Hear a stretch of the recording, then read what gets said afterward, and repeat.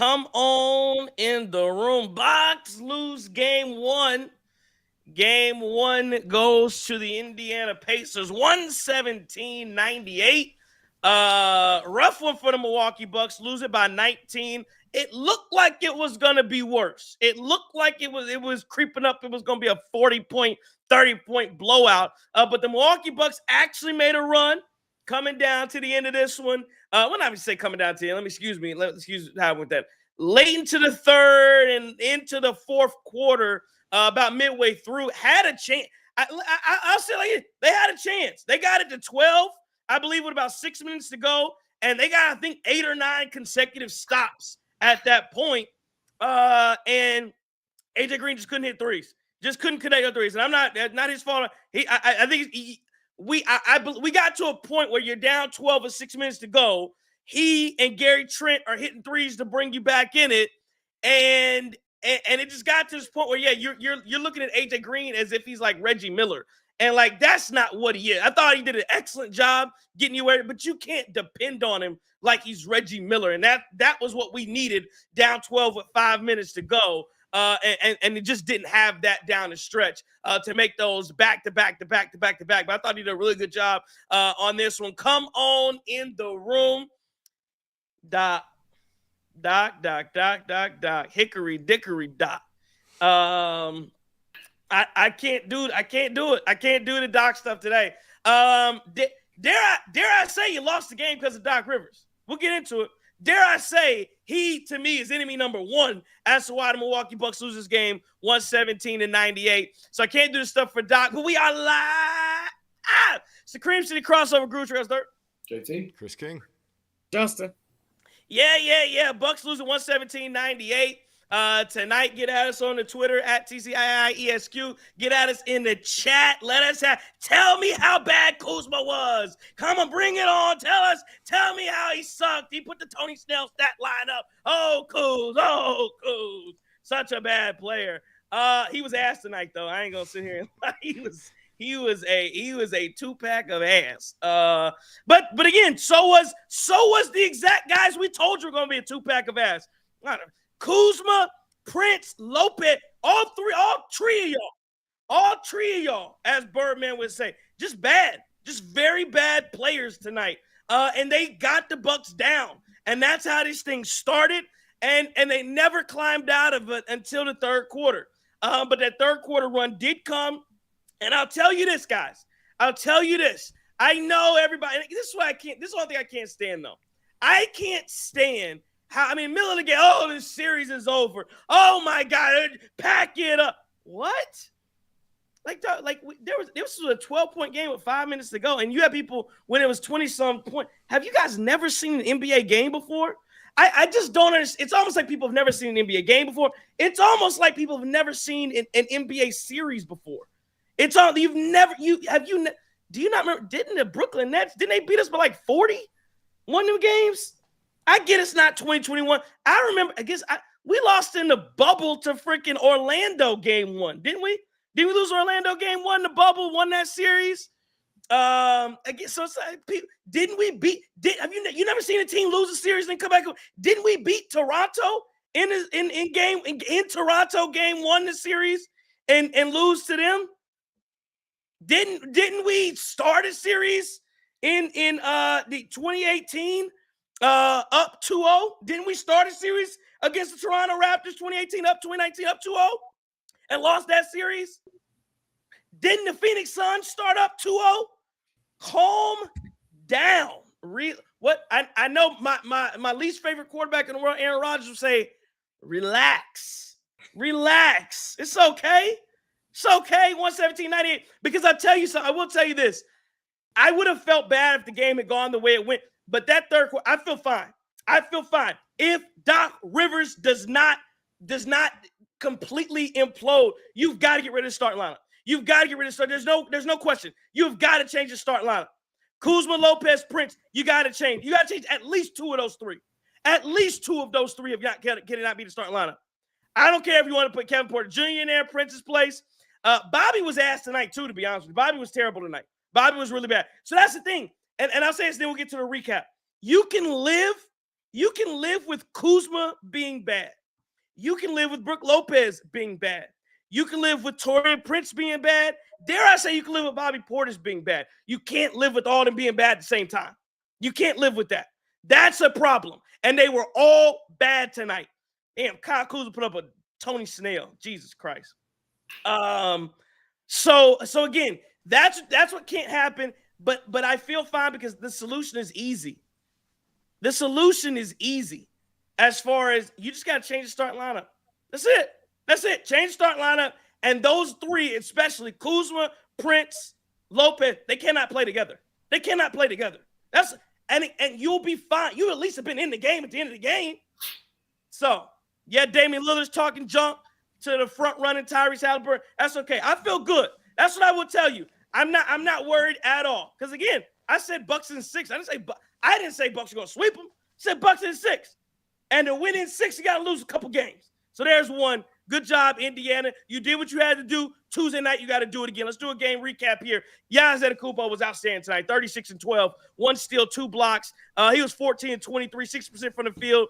Missed some free throws early, but I think he ends up being 52%. He started off, I think, 3 or 4. Then I think he missed 4 in a row. And I think that's kind of how Giannis is. Giannis is like a streaky free throw shooter. He'll hit 5 in a row, miss 3, hit the next 4, miss the next 3, hit 2, miss 3, hit 5 in a row at the end of the game. Like that's just Giannis. He did have 5 turnovers tonight, but he had the ball a ton. I thought Indiana did a decent job. I don't even know if they did a decent job, but guys just didn't hit shots.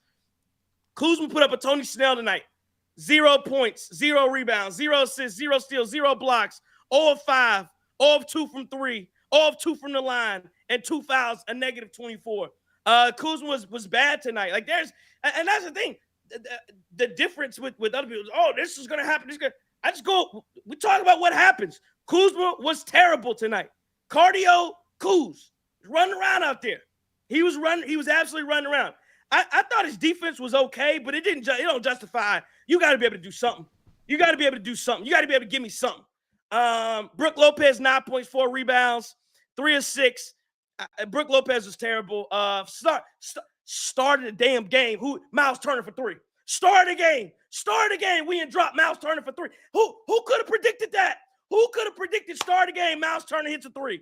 It was automatic. Then he gets back to Siakam, corner 3. I mean, the first 12 points of the game damn near came off of Brook Lopez being out of position.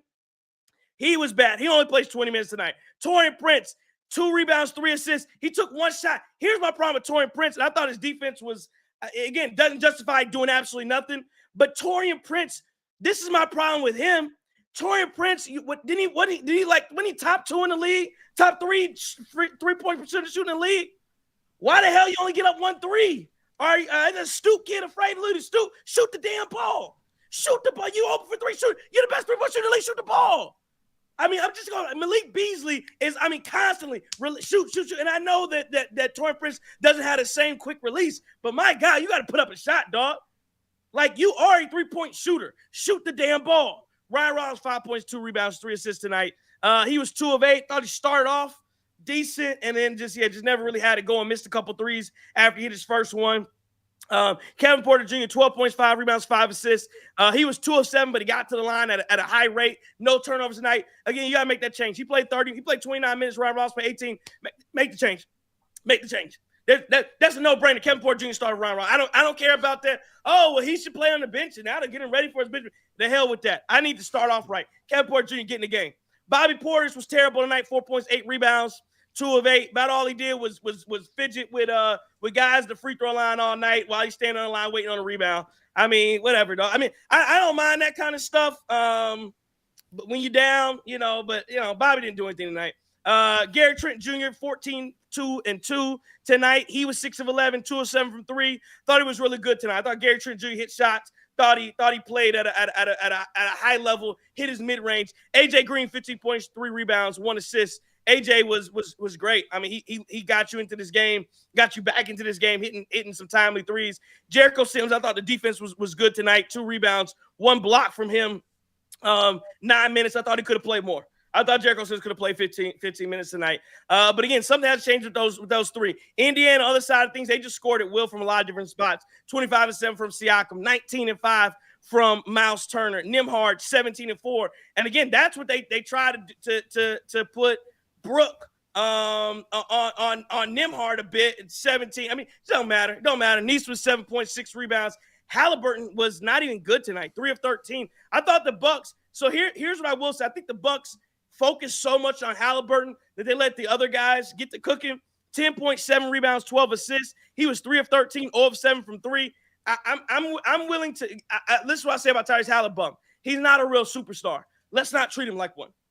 Let's not treat him like he's a superstar and we gotta be locking him down all game long. I don't think I need to do that. Let's worry about these other guys and try not to let everybody else beat us. And let's make Haliburton go for 40. Let's do that. Obi Toppin, 6 points. CJ McConnell, 11 points. Benedict Mathurin, 13 points, 5 rebounds tonight. But the Bucks lose it by 19. Again, the Bucks in the second half were a plus. What is that? 6, 7. They were a +5 in the second half.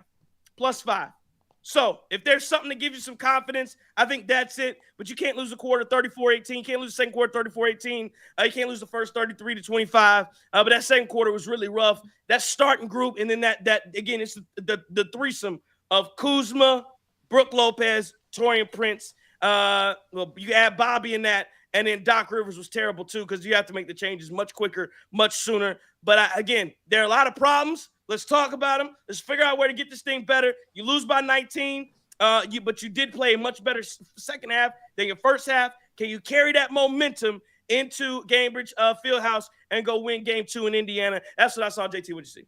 Man, a whole lot of terrible. Nothing short of terrible. I think this team, you talked about it on T's and Q's this morning when you said that the slow start was what we couldn't afford. And we came out, and I thought we were going to compete. And, of course, Giannis came to bank. It's exactly what we expected. He had like 12 points in that first quarter.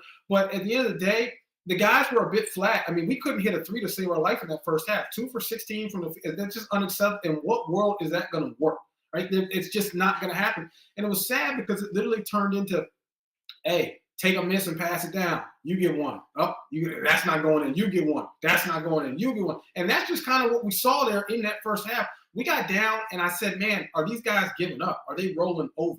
There's a couple of moments in that second quarter where I thought, all right, we got some hope here, right? We had, 3 straight scoring possessions with Derry Bird, Gary Trent Jr., Bobby. I was like, okay, we rolled. We getting some momentum here. But it just kind of felt like we couldn't close that gap. But what I am very, very happy about is, like you said a little bit earlier, that second half, I thought our young shooters came out and kept fighting. I really did. I mean, between Gary Trent, Kevin Porter Jr., and Derry Bird, man, the crazy thing is you realize our bench damn near outscored our starters. That's unbelievable. Our bench had 48 points and our starters had 50. I mean, that should never happen in any way, shape, or form. But, it's just one of those things where you had opportunities in this game, and I agree with you on the lineup too. Again, we finished that the third quarter 13-5 run. We go on a 10-0 run in the fourth. We get this thing down to 12. It just literally felt like, man, if we would have given a bit more, a bit earlier, we wouldn't have dug ourselves into as big of a hole. I know we were down by 28 at one point.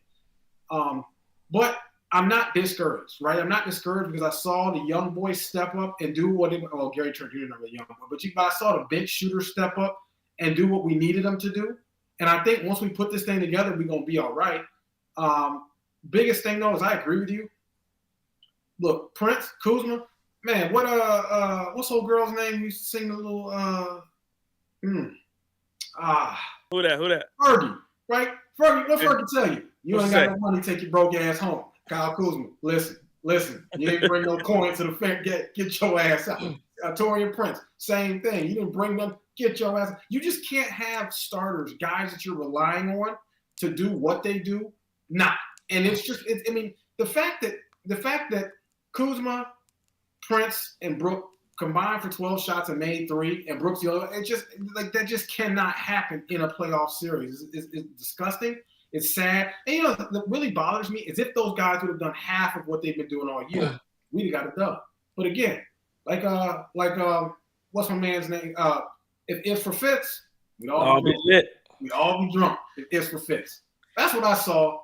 Chris King, What'd you see, sir? 1 second. One thing. William Arrange with the super chat in here. William says this game was so winnable. At one stage in the fourth, you hold the Pacers to 1 of 12 from the field, but go 0 of 6. That was the point of that. That was the point. That was the point in the game where you didn't hit. And I think 3 of those were like AJ Green. He played so well and just couldn't hit right there. But that was the point. You go 0 of 6, multiple chances to cut it under a 10-point deficit, clean up the shooting, and get Dame back, and it's Bucks and 6. That's what I like. The optimism there from William Range. I'm with you, Will. I am with you, William. Clean up the shooting, get this thing back right. And I thought the second half was much better than the first half. You'll be all right. Chris King, go ahead. Sorry about that. Yeah, hopefully Doc is forced to change the starting lineup at least, because we know that'll happen if Damian Lillard comes back. At least there's one guaranteed change that he'll make, but I'm not sure about everybody else. Yeah, I think this starting lineup was our downfall today. The fact that we go into this game and there's just guys out there doing cardio like we're going to talk about with Kuz, Taurean Prince not shooting the ball. Like, they were just kind of seemingly running around waiting on Giannis to keep doing stuff. Like, it was like they were just content with Giannis taking over. And that wasn't sustainable. Giannis was getting sent to the line a lot, and he made a lot of buckets. But at the end of the day, like, you need some help elsewhere. It can't just be the Giannis show, although he's – one of the bigger superstars in the league, and he can do that in some points. But in the playoffs, guys, on the road, you have to have some contributions outside of just your one guy that's in that starting five. And they didn't get that, and it just ultimately snowballed. JT, I saw the same thing. Second quarter, thought we saw some good things. Gary Trent Jr., KPJ, those guys did well coming off the bench, and they, hung around, and then they went right back to the starters. And guess what happens? Now you're down double digits at halftime, and then you go right back to the starters out of the third, and then it balloons to 27. Like, it was too big of a hill to climb. And for what it's worth, the Bucks did a good job of actually trying to climb that hill. We saw them do it against the Timberwolves with that same lineup that they rolled out today at the end of the game, and they overcame a 25-point deficit. But that's just that you put yourself in that position, you're not going to have much success. You can't rely on just turning it up all of a sudden. Outside of that, I mean, there's no doubt about it. Kuz was terrible. He was terrible. You can't have that from an NBA player, especially in the playoffs. And we've seen better from him, so hopefully we get better down the road. Taurean Prince, again, like, if you're not going to shoot threes, you do not need to be out there on the court. Like, I know AJ Green will get it up. I know GTJ will get it up in terms of shooting threes. So, yeah. That's kind of what I saw. I'm a big picture. I mean, hopefully we get Dame. I would love to have Dame back, but if we don't for game 2, something has to drastically change in terms of the lineups. So let's go with what Doc said. Hey, first of all, last year, before we get to Doc, the Indiana Pacers were blown out in the Pfizer Forum. They fought back the same exact way, started 0-1, series not over. Me and Chris King's sweep is over. But, I mean, at the end of the day, as long as you elevate to the next round, I could really care less. So now I want to see Bucks in 5. And if they lose another one, then Bucks in 6. If we lose another one, Bucks in 7. It is what it is. Welcome all the negative folks. This is your gathering point. Go ahead and talk your stuff.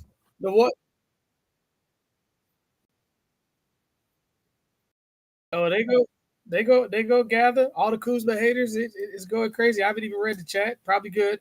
So Doc said they'll make more baskets in the next game and be able to set the defense. They weren't good on offense. They didn't move the ball. Same stuff that we see all year, and I think that's probably true. Kyle got 2 shots in the first half, talking about Kuzma with 2 seconds left on the shot clock. They got to keep him engaged. This is me talking, not Doc. Looked like once he didn't get the ball and stuff like that, he kind of shut down a little bit too. Just bad game from him, though. The closing unit has created offense, and the second unit came in the game and got the ball moving. That's why he decided to stay with them. KPJ and AJ Green came out nice. No ball movement again. He talked about that quite a few times. A lot of threes weren't in the zone, so he has to move guys in the zone to make sure that they don't get those wide open threes again. Said Haliburton did a good job making plays and contributed to the basketball game without scoring the ball. You got to guard Nembhard better. Too many middle drives from him, just too many middle drives in the beginning. And then his last quote that he left with was 9 for 37 from 3. And that's even more misleading what the 9 for 37 says, because a lot of times those passes were too late on about 25 of them, and that just led to bad off shots. I just thought they started slow and they finished slow.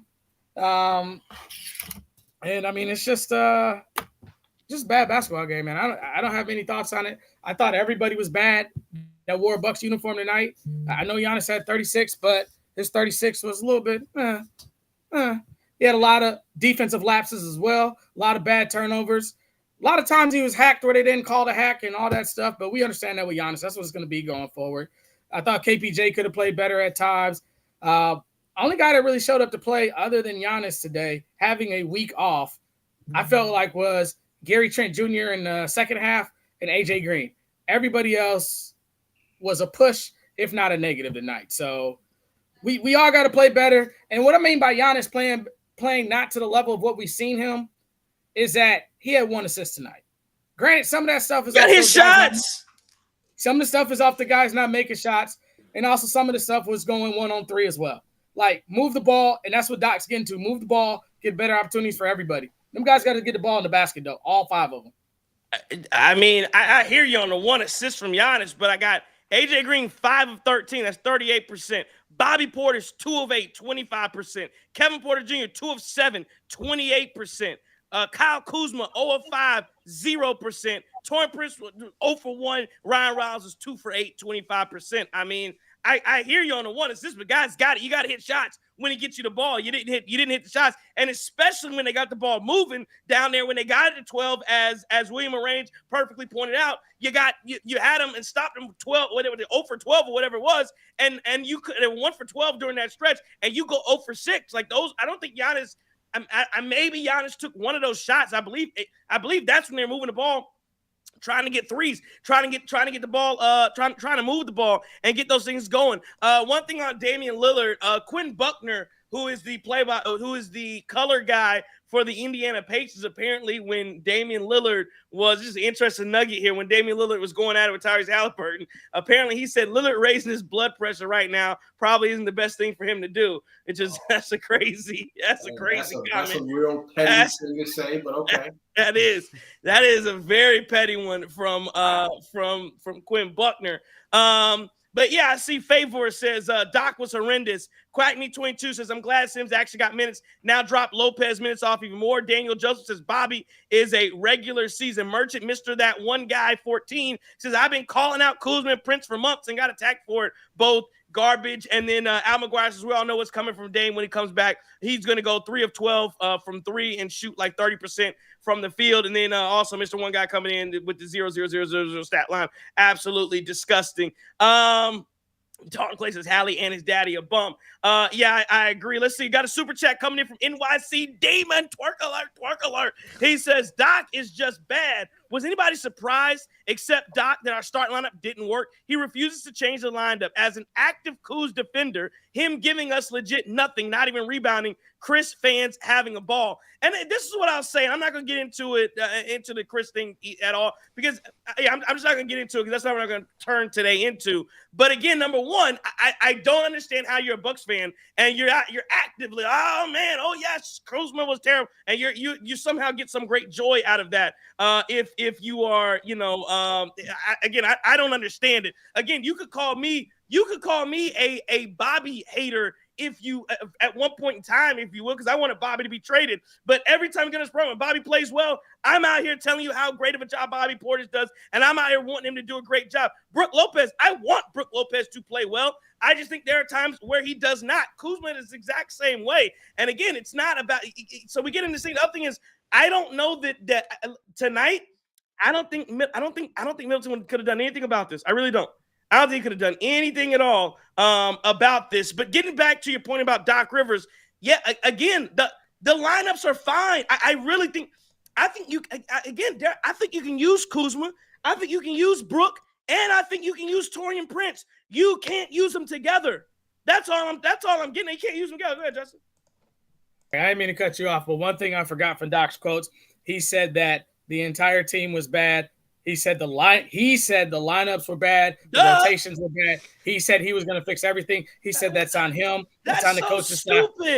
and that's on the player. Sorry, I forgot to add that part in there. I forgot about that. So but that is so stupid to sit here and tell me after the game ends that your lineups were bad.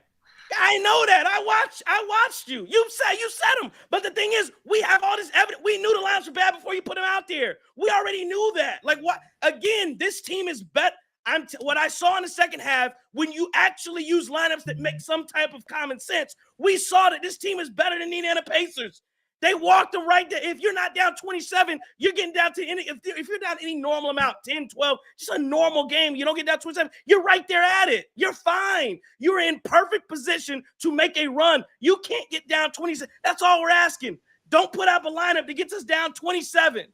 That's all. But here's the thing for Team Fanatics says Doc still won't change anything. I get it, and I get it. And to your point, I understand why you say it. But when people go, well, Doc Rivers this or Doc Rivers that, I go, or what has he shown us to tell us he's going to change? I say two things. One, I do in a very, very, very small way understand why he stayed with the lineup, because that was the lineup that he went with when he won 8 straight games.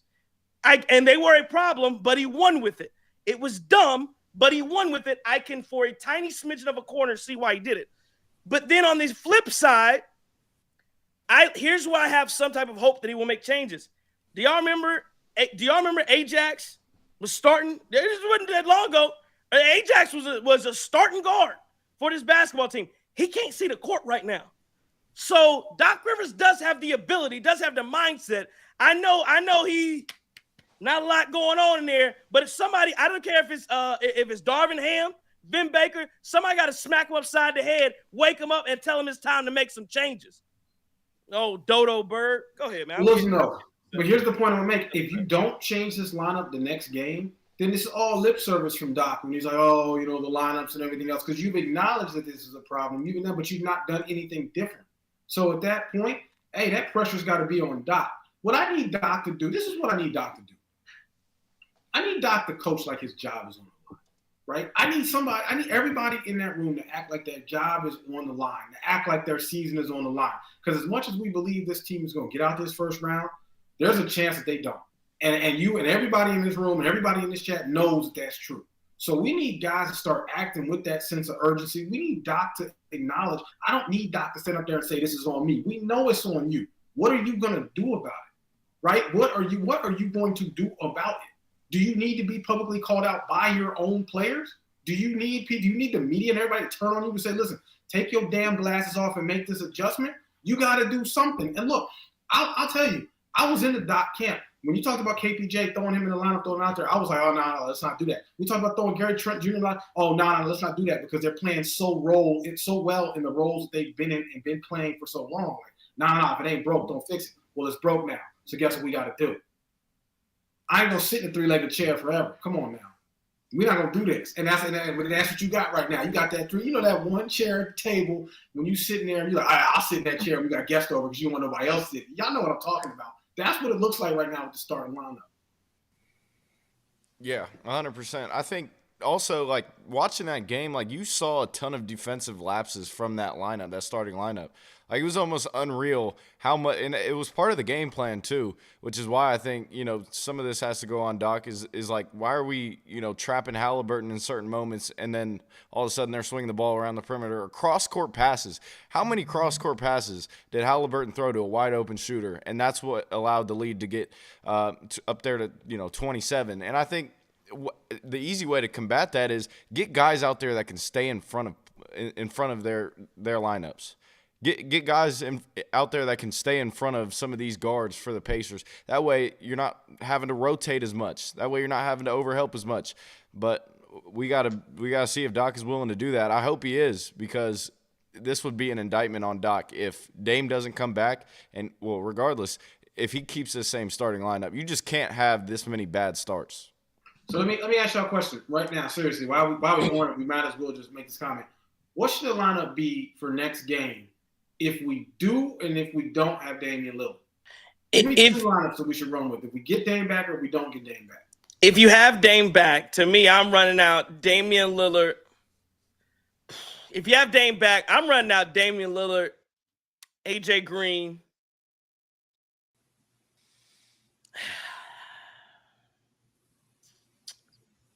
Do you run Gary Trent out there? Gary Trent, Kuzma, and Giannis. That's what I'm running. So Kuzma plays the 4. I have Kuzma as natural position at the 4. Because again, I think you can live with him out there. You can't. Again, it's really the 3 to me. It's really the 3 because again, I thought his defense is okay. I think you still need a versatile player out there playing defense. But again, same thing. It's a quick hook. If you're out there sticking it up, it's a quick hook for anybody out there. So that's what I would do if Dame's back. If Dame's not back, I honestly think I would go Rollins, KPJ, AJ, Jesus. But see, then maybe I go Giannis and Sims at 4-5. Why the hell not? Rollins, KPJ. Rollins, KPJ, AJ. No, then that's a 3 guard, and then I give you Giannis and Sims to help me on the back end. Doc would never do anything like that though. He would never do that. So basically, you're saying if Dame does not come back next game, Prince and Kuz are both out of the starting lineup. And Brook Lopez. So that seems to be the consensus, provided that Dame doesn't come back. And if Dame does come back, then Kuzma out of the 3 remains in the lineup. Correct. That's what I would do. That to me seems to be a bit more digestible and puts his team in a better position, both of those lineups. So we should expect some sort of version of that, right? And we certainly should, regardless of next game. I think you still have, Prince is done. I think that seems to be unanimous. He's out of the lineup. And Brooks seems to be out of the lineup too. Kuz got to prove something to me too. To get back. He does. He got to prove something to me to get back in the starting lineup. To me, you look at how good this team is when they play with 3 guard lineups and Giannis at the 5. There should be no reason that you can't have Jericho Sims out there too, along with Giannis and 3 guards. Why not? Why not? I agree. You don't need Jericho Sims to shoot. You got 3 guards that can create. So maybe you even go KPJ and Dame. And Gary Trent Jr. just to shore up the defense on the perimeter because Dame don't defend a damn thing. So, KPJ and Gary Trent Jr. at least create turnovers. You roll that out there, I think you got a real shot. Now where, the bench minutes would get dicey with that. Like bench minutes.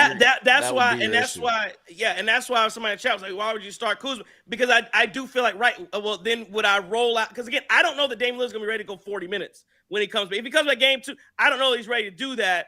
And so that's what I fear is that you get these, then you come back with a bench line. That's awesome. So that's what I'm worried about in the chat. When you, again, saying, well, why would you start him?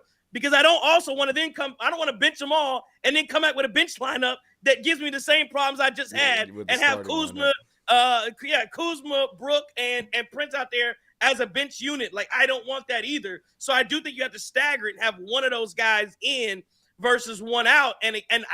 And I just think, again, I think Kuzma is a little bit better a defender than Taurean Prince. I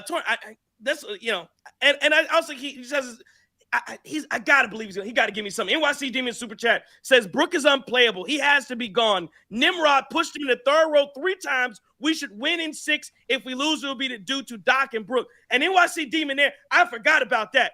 Hey, as the great Jeff Orlowski would say, Brook Lopez was playing like a yacht. He was playing. You can't let Nimhard push you into the 4th row. Not once, but twice. You are how much does Brook Lopez weigh? 7 feet, at least 250. Brook Lopez got to be at least 257 feet. And he's a new father. So you got father strength. You got even if you ain't no weight, you got that dad strength. Ain't no reason no Nimhard pushing you in the 4th row like that. Be serious, man. 7 foot tall. A whole lot too, though. That's a joke. I ain't trying to judge him. I'm saying, So that's a joke. If we move this start lineup like the chat and like y'all 3 are saying and start Sims and all that, so that just means that we sitting Brook the entire series and he's not gonna play. That doesn't necessarily mean that. Yeah, I'm not saying that. Well, if he comes in on the second lineup, you're gonna have the same issues you do with the first lineup because Thomas Bryant can step out and shoot a corner 3. Thomas Bryant can move around and stuff like that too. And then Obi Toppin can move around. So then you got the same liability. So it's like, yeah, I'm gonna live with the Obi Toppin 3 though. I'm gonna live with the Obi. I'm gonna live with closing out late on Obi Toppin versus closing out late on Miles Turner.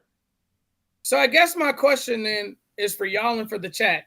Just hypothetically, Doc makes all the changes that everybody wants to see, and that doesn't work.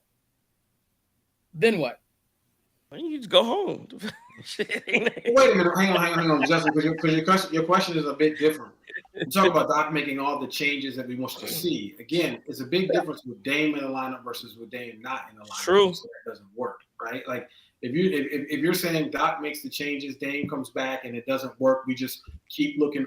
We keep being overwhelmed. We keep having 5 fast break points. We can't hit threes for a whole half of basketball. We look discombobulated at times, unathletic, out of position, uninterested. That's a different issue altogether. But if you're saying like Dame comes back, we have our squad, we have our 5, our guys are firing and it doesn't work. Okay, that's a different question altogether. So let me just ask you to clarify that stuff.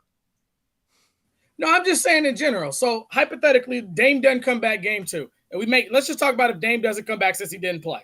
Because for me, and I know it's a lot of people killing Doc right now, and I don't think Doc told Taurean Prince to go out there and not shoot the ball. I don't think he told Taurean Prince or Kuzma or Brook or whoever it was to be in the wrong spot on the floor. Like, Doc takes a lot of the blame when these guys come out here and play a shell of what these guys can play. So I think, yeah, Doc can make some changes, but at the end of the day, whoever starts, if he goes out with this starting 5, you got to get out there and hoop. Them dudes didn't show up to hoop today. None of them. And in the first half, like, Giannis poured it on in the end in second quarter and stuff like that. But to start that game out, everybody came out flat. And you can't do that after a week or West supposed to being a veteran team. What I do like about us being a veteran team, no matter who starts, who gets pushed to the bench, all this stuff, I think with these guys having NBA experience, if you did pull a Taurean Prince or you pulled a Brook or whoever it was, they're professionals, just the same way that we saw with Connaughton losing his minutes, and they'll be ready to play if there's a time where they can come into the game. Jay Phil in Texas says coaching malpractice. That press conference was bullshit. F him. And then the last Quincy with a super chat in here says the Bucks need someone to play point guard next game, whether that's Giannis, KPJ, or Dame, and go out of their way to get everyone shots because no one was doing it in the first half. That's why they lost. I mean, I get where you're going with that, but I thought Giannis came out and set the tone. I thought he played well. Again, guys got to get in where they fit. Got to hit shots. To your point, Justin, when you say that, no, you're right. He didn't tell Taurean Prince not to shoot the ball, and he didn't tell Kuz to go out there and put up an offer. He didn't tell Brook Lopez to get beat every time down the floor. But he's seen this before. And if you've seen it, you've got to know to make those switches and make those adjustments and make those changes. The Bucks had a slight wrinkle where in the first, where after Miles Turner hit a couple threes, they then started shifting. Once Brook inevitably was out of position, they started trying to shift, like whoever was the next guy closest to just running over, and then it would leave that other. It would just create a separate rotation. Which again, I believe that he still hit a 3 out of it, but at least that was a wrinkle to it. I don't think you can just live with we're in drop and Brooks got to get back to his guy. That's just not going to work. It's been proven it won't work, and the only way it does work is when Indiana inevitably, and at some point they will. And so it might have been a good thing they hit their shots tonight, because at some point they will miss some of those looks like they did in one of those other games. We'll give up the threes and we'll be like, woo, we got lucky on that one. Woo, got lucky on that one. And you'll feel like it's good defense when it's really not. So I get where you're going, but Doc has to see this kind of stuff. So it's just not enough to go back in a press conference and be like, oh, I messed up. I'll do better next time. Dog, you're the head coach of a professional organization. You got to know that on the front end. You got to know that on the front end. You got to know that on the front end, what your guys are going out there to do. Because, again, I'll say this. The only person really that's inconsistent is Kyle Kuzma. So, to me, the only guy I can really live with and go, not live with, but the only guy I can go, I didn't know this was going to happen was Kyle Kuzma. Because sometimes Kyle Kuzma goes out and does nothing. And sometimes he'll put you in cruise control for a solid 3-4 minute stretch. Right? But Taurean Prince, I know exactly what Taurean Prince is going to do. Now, again, there's some variance on whether he's going to hit shots, but I pretty much know what Taurean Prince is going to do defensively. I kind of know what type of player he is. Brook Lopez, I definitely know what he's going to do every single night. The only variance is whether he's going to hit threes or not, and whether he can keep you in the game that way. I go back to, and somebody else made a comment about Brook Lopez playing against the twos, and you mentioned it too, Justin. Maybe that helps, because you mentioned Thomas Bryant. You mentioned some of those other guys. Maybe Brook Lopez against twos, I can live with and try and just play with him out there. Just live with him playing basketball out there. But instead of having to camp out at the 3-point line, we go back and we're dumping. It's one-on-one, you versus Thomas Bryant post up. And let's slow the game down that way. I could see some of that. And to me, that's a better game plan. Like my only thing about the game was the other thing that I didn't like, the Bucks didn't control any part of the game. They didn't control, like they never felt like Indiana felt like they dictated the pace and control of the game from the opening tip to the end of the game. They controlled it. Could you get in a situation where you slow it down? You say, hey, we're gonna bring the ball up, we're gonna walk the ball up the floor, and you got Thomas, we got the bench unit, you got Thomas Bryant on Brook, dump it down, go to work. And can you at least control some of the basketball game in that manner and slow this thing down and get to a place that you want to play at? I thought Indiana for far too much controlled portions of the game, or large portions of the game, and the Bucks didn't. You're gonna have to. You're gonna have to. Like there is no can you. You're gonna have to slow the pace down to be able to play your game here. Because look, as young as we are, as athletic we are, I just don't know if a track meet really suits us. I don't see it. Indiana runs the way they were put. You saw Indiana had like 25. They had 24 points on the fast break tonight. Like literally, track meet just does not suit. That's not our game. That's not what we do. We can to an extent, but you're gonna have to slow the pace of this game down. Like you can't do this for 7 games. Yeah, and I think also we got to clean up the rebounding as well. Like I think that's something that we really got to shore up if we want to prevent that from even happening.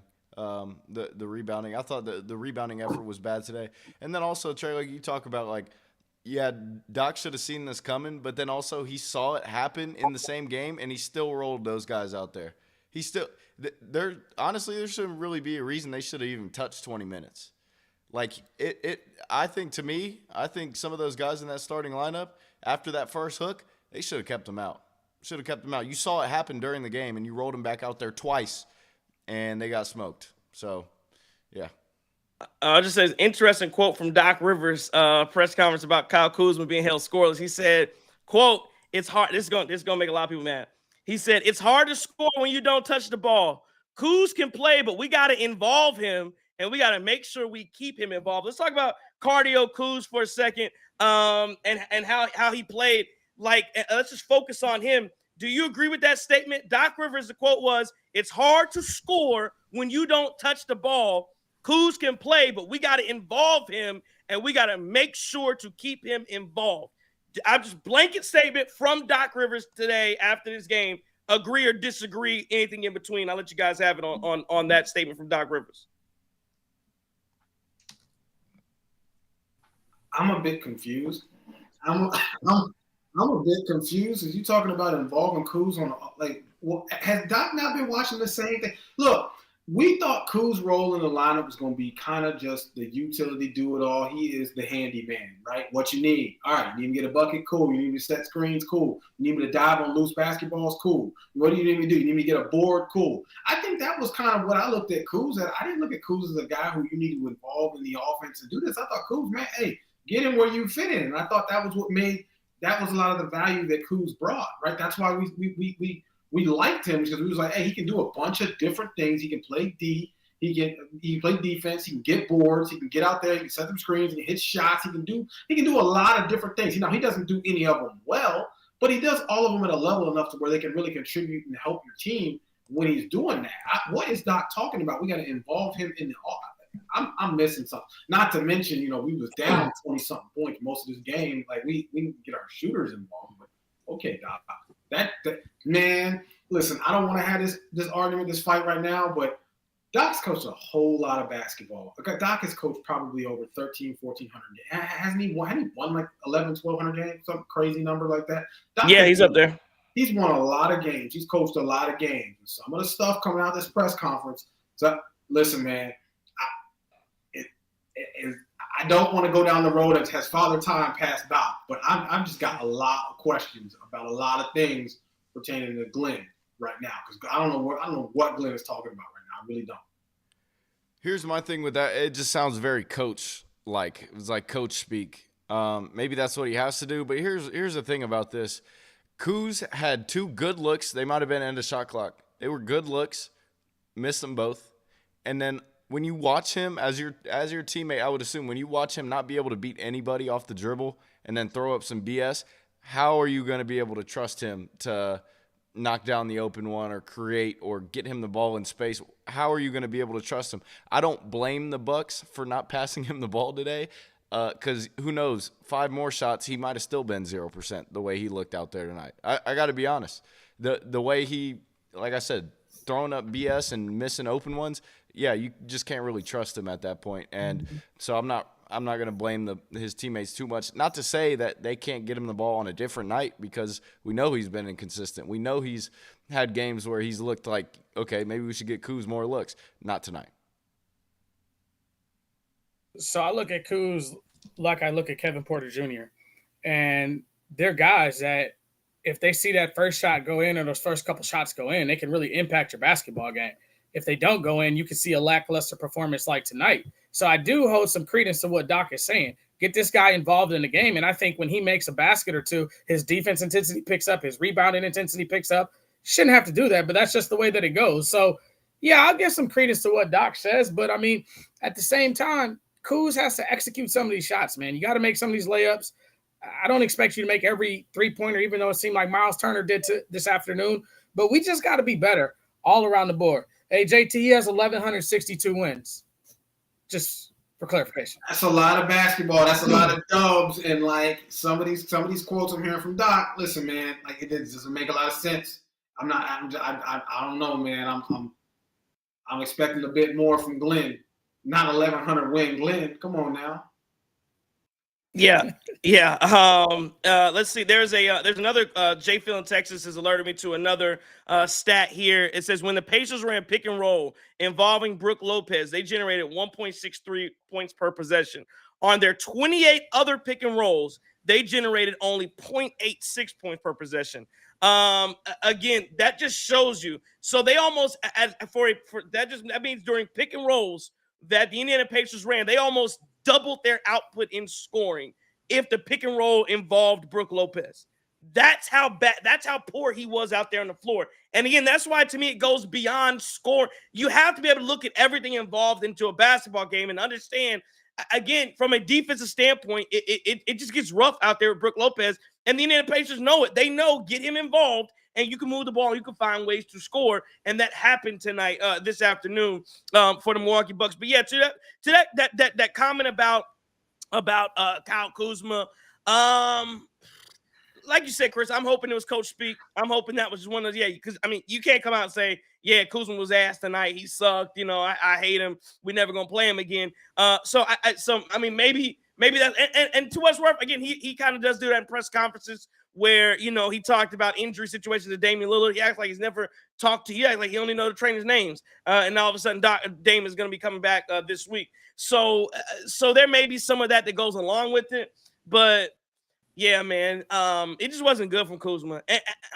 And again, I still say, I'm going to go, Kuzma defender. I think he does have a role. I think he does. I don't know how big the role. I think it has to be limited, and I think you have to find what it is. It's more on the defensive side of the ball because I know he can move his feet. He does play defense well. He's got to find a way. When here's my thing. When Doc Rivers says find a way to get him involved, it can't be here he is he gave the ball in and we're gonna give him the ball. It can't be 30 feet from the basket where he's falling around looking like a damn a goose out there that just learned how to look like Bambi, just learned how to walk. And he's falling around kicking people out. It can't be 30 feet from the basket. When I hear get Kuzma involved, to me, that means we either need to be swinging to him for an open look where he ain't got to dribble not once, or it's got to be cuts to the – where was the cut to the basket? Where was any backdoor plays tonight? That's what I need to see when I talk about if I'm hearing get him involved, those are the looks that it has to be for him, not him driving, trying to create and make something happen. That's not his game. It's just not his game. And to your point, JT, when you talk about, or it was I think it was Justin, when you said, he starts playing defense a little better. When he sees a couple go through the basket, it seems like he shoots better too. So can you get him some easy looks, and then maybe we see if he's got it going? Because again, there are you can say what you want. There have been some stretches where he has 3-4. Again, that's why I say it's Kuz control. He has stretches where it's like 3-4 minutes of you could damn near get out the way because Kuzma gonna go 4 or 5. Like he's done that multiple times, but it's few and far between. You have to figure out how to do it and when to do it. But until you get to that point, yeah, we got to limit his minutes because tonight was not it. Like it was a bad performance. But again, I think it was a bad performance from again. I keep going to that threesome of Kuzma, Prince, and Brook Lopez, and a nasty threesome it is. I don't even want to picture it. Thanks. Sorry. Whoever want to follow that up, go ahead. Hey man, I mean, I don't think anybody on this joint is a Kuzma defender. I just think we're Bucks fans and we want the actual guy that's wearing a Bucks uniform to play well. Like you see this in the chat, they're Kuzma defender. No, we're Bucks fans. That's the whole reason why the jersey's still hanging up there, because he's a Buck. Like I've never seen this before. Maybe I need to watch some other fan bases podcasts and stuff like that before, man, so we can see. Like, do any other fan bases take a victory lap when a guy on their team has a terrible showing? I just don't get it. Like, do you not want the Bucks to win so you can be right about getting Kyle Kuzma on the Bucks? That's another conversation. But yeah, there are a lot of people like that. 100%. It's kind of weird because like you think about it, it's like in relationships with people like you want to be right or you want to be happy, right? Like I mean, I don't get that because when you're right, Kuzma had a bad night and the team loses, nobody's happy here. That's a problem. Like you should want. I agree with you. You should want the players on this team to play well. You should want them to ball out every single night, especially in the playoffs. There's no question about that. So I've seen a couple people mention, I'm not going to talk about it, but a couple people mentioned 22, like, 22 could have done more and everything else. And it's like, yeah, listen, guys, we made the move because we didn't know if 22 was going to be available. That's a bigger question, whether or not if the player is going to be available to help you versus is the player going to play well. Different issues. The first one, you can't get past it. His best ability is availability. If you're not available, you're not reliable. Second one is an ability issue, but, you can work through that. Yeah. No, and Zikor Joe says, so I should be an NPC glazing all the player. No, again, have you no, I want you to listen, fool. Have you heard anybody glaze? Have you heard anybody talk about how great job Kuzma did tonight, fool? The hell you talking about? I'm an NPC and I got a glaze. Nigga, nobody said that. Did anybody say that at all? Does anybody come up here? The damn graphic is cardio Kuz. What are you talking about? The damn graphic says cardio Kuz, and you sitting there, I got a glaze. Ain't nobody glazing nothing. Shut up. Get your ass on somewhere. Let's move on to another idiot, Doc Rivers. Which again, people say, you're a Doc defender too. The graphic says dumbass Doc. I believe in calling it what it is. If you play well, we'll praise you. If you don't play well, we'll talk bad about you. That's how this goes. You're going to be an NPC. You got to be able to read, though. Reading is key. Reading is fundamental. That's a read. All you got to do is read. What's his name? Zikora Joe. Read, Zikora. You idiot. You would put you in dumbass Doc, dumbass Zikora. Put you right there with him because you'd have probably stood up. Probably can't read the damn stat line when they put it out and tell you how bad everybody's been. And tell you what lineups you should use versus lineups you can't use. We talked about Doc a little bit already, but Doc Rivers wasn't good enough. He wasn't good enough. He didn't do a good enough job today. I think again we kind of gone over this, but again, what is it? And again, outside of lineups, to me it's really just that. Like I don't even think the schemes today were terrible. I think there were some moments in the game where we looked lost, but I think some of that was because you get down and like, what are you doing? I think you do have to scheme a few things up offensively a little bit better. I thought we handled the ball a little solid tonight for large stretches of the game. We got a little lazy there at the end, but I think throughout a lot of portions of the game we were pretty good handling the basketball, which is where we get into a lot of trouble. But defense, but we just were off on all cylinders. And again, I think it goes back more to lineups than anything else. I honestly don't believe today was an X and O thing. Like you tell me if you think different. I really don't think today was Rick Carlisle out-schemed, out-maneuvered, out-coached, out-skilled, everything. Doc, I don't believe he did it. He just has a starting line. He just has a lineup that he has more players he can go to, knows what they're going to do, and plays those guys versus what Doc Rivers did, which is, again, play the guys that have continuously started off poorly. And then by the time you get down 25, now you're playing lineups that make sense, and the Bucks look much better. So I think it was more. I think it was more. My point about that is I think it was more lineups than schemes today.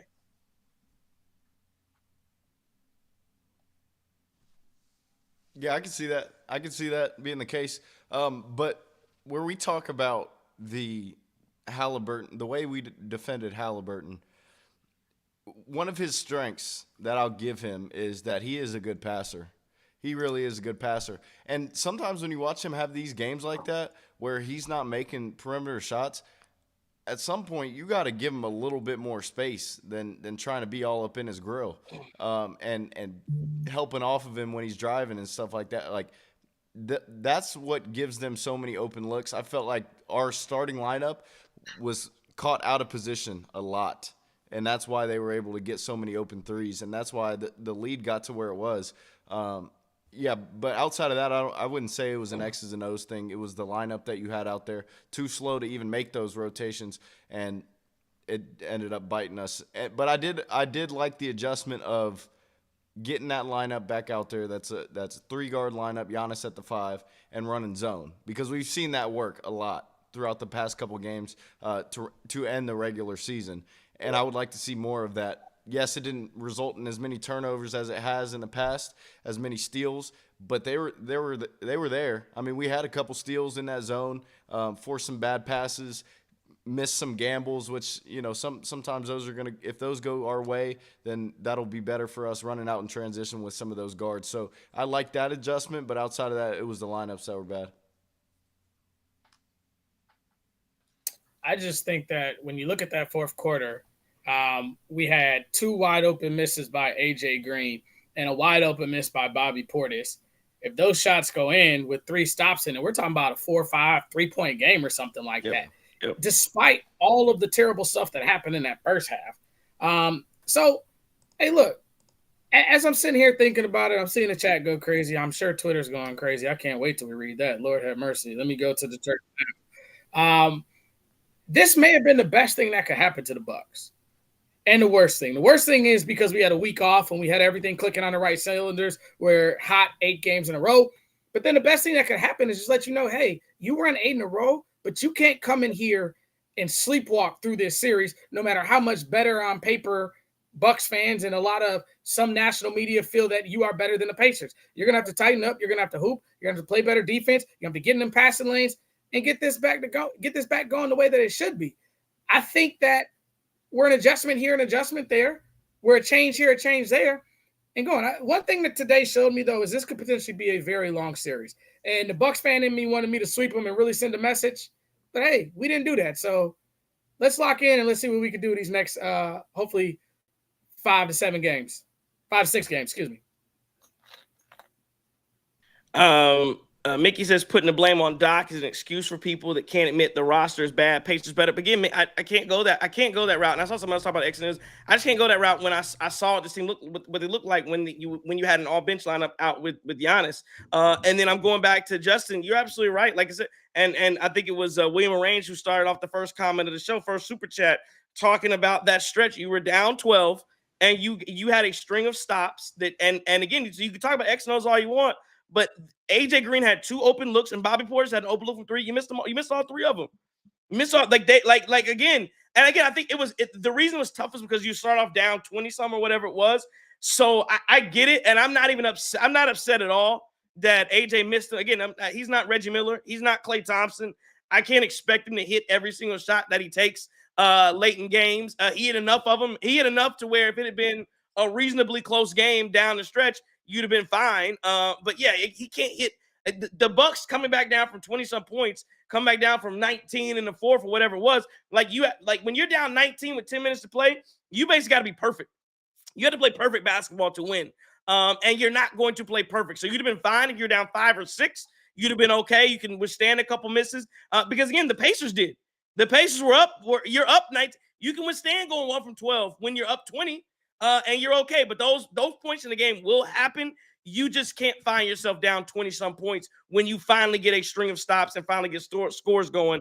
And that was the problem. Karan Jamar Kennard says 129 in chat. Let's get the likes up. Absolutely want to do that. IO says this game wasn't perfect. We also missed so many threes. The Pacers got so many lucky threes. It's like that ball had a magnet. TV Fanatic says the Pacers lost their last few games to play us in the first round. I don't believe that at all. I don't believe that that's what they were doing to play us in the first round. I think again they wanted what they wanted was the route that they had was to play the Cleveland Cavaliers. I don't think anybody's asking for Damian. Who is asking for Damian Lillard and Giannis first round? I really don't think anybody's asking for that.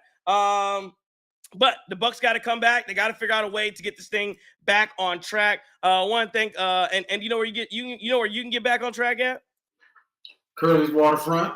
Absolutely. Curry's Waterfront Sports Bar and Grill out in Milwaukee, Wisconsin, Lakeview Boulevard. Head on out there, enjoy yourself, have some fun. $3 bottles and pints during National Televised Bucks. I head up and see if there's any more deals for the playoffs. We'll let you know what they got going on by Tuesday. But again, Curly's Waterfront Sports Bar and Grill sponsors the program. Get out there, Milwaukee, Wisconsin, Lakeview Boulevard. Watch the playoffs out there at Curly's Waterfront Sports Bar and Grill. They are a proud sponsor of the Cream City crossover. Gentlemen, anything else before we go to the Twitter? Hold on, I got one. So I just saw a graphic where basically the Bucks starting five scored 50 points. 36 was from Giannis, right? And that's where I think that's where we lost it. I don't know how much the Pacers starting five scored. They scored a lot though. Now you got me doing math on the air. It's 34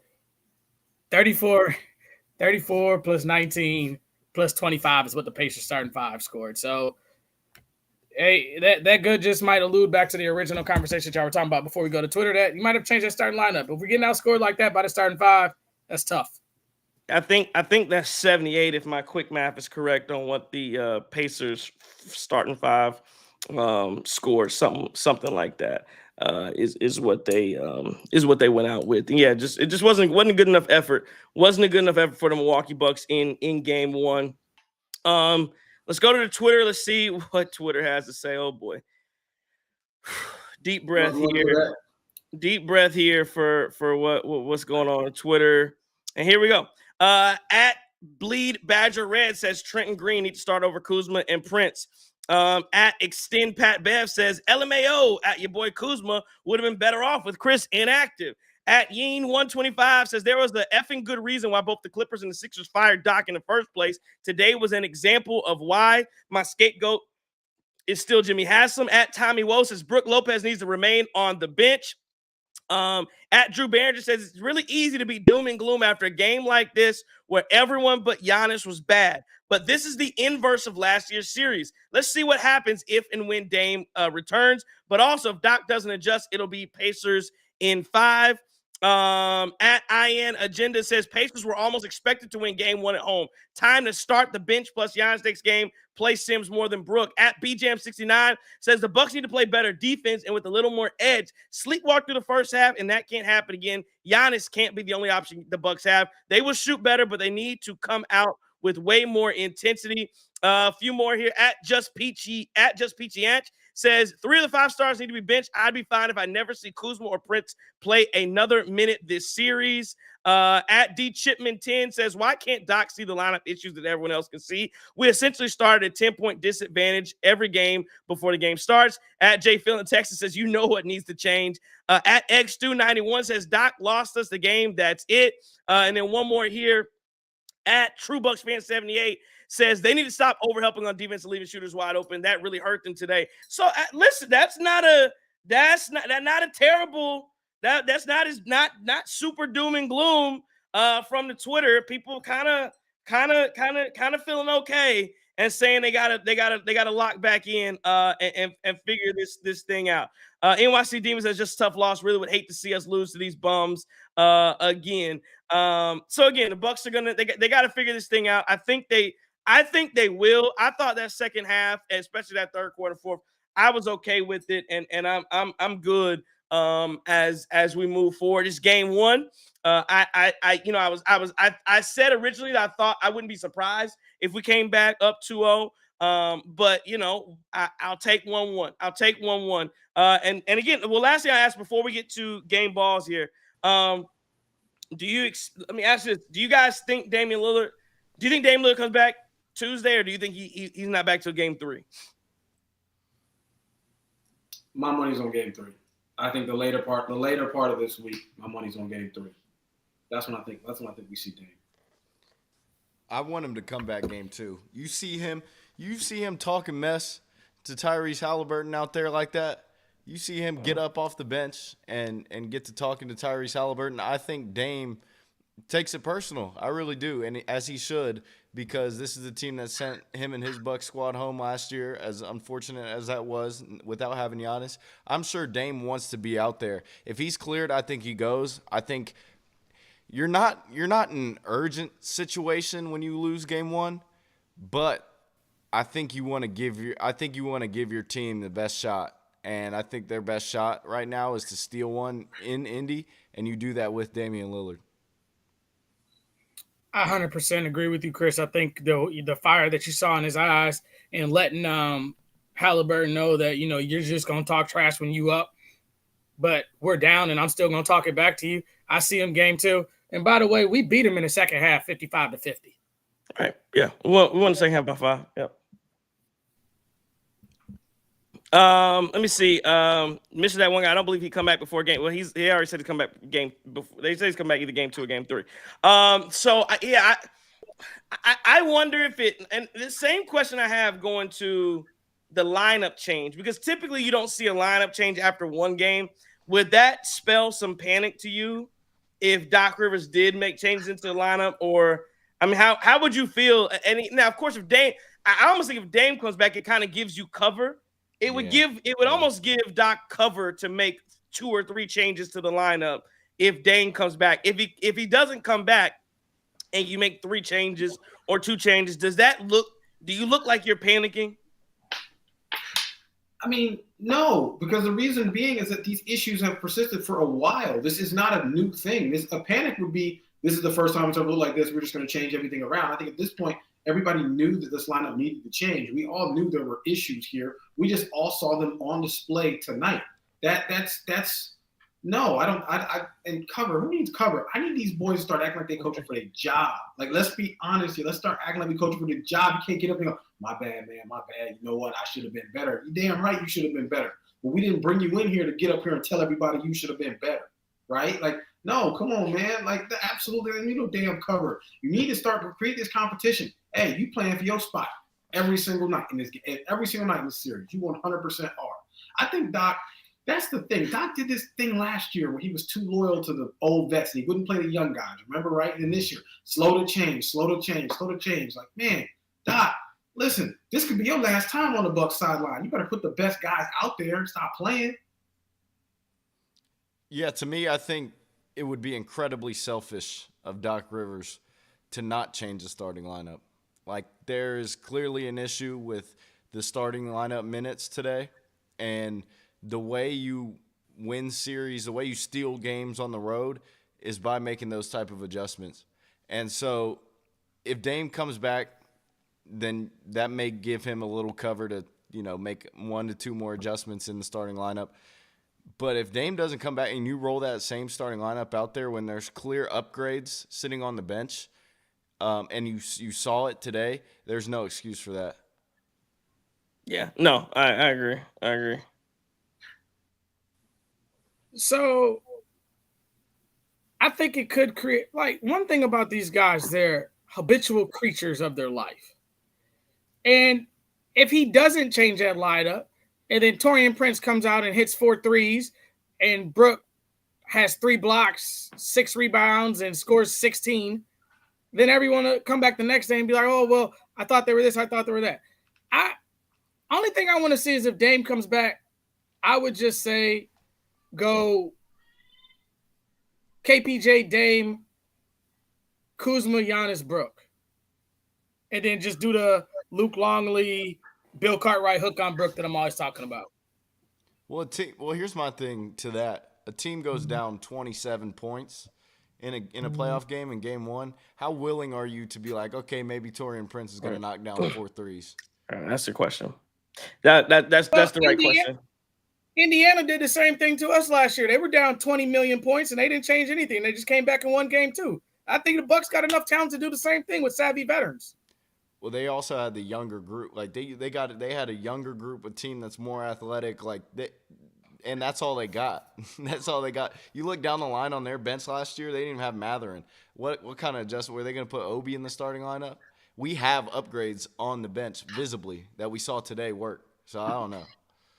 Right. That's and a great point, Chris. That's the difference. Your difference is you had from Indiana, that was their best group.